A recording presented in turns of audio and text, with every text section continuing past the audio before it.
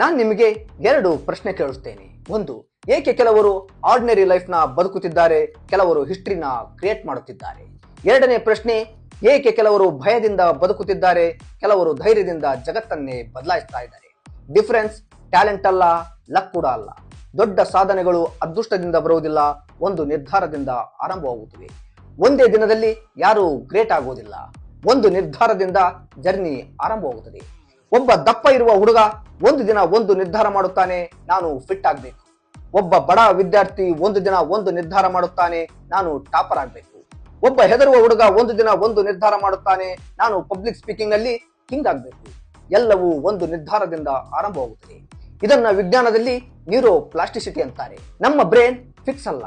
ನೀನು ಇವತ್ತು ಏನದಿಯೋ ಅದು ಫಿಕ್ಸ್ ಅಲ್ಲ. ಹಿಂದೆ ಒಂದು ನಿರ್ಧಾರ ಮಾಡು, ಪದೇ ಪದೇ ಅದೇ ಯೋಚನೆಯಲ್ಲಿರು. 1 ತಿಂಗಳ ನಂತರ ನನಗೆ ರಿಸಲ್ಟ್ ನ ಕಮೆಂಟ್ ಮಾಡಿ ತಿಳಿಸು.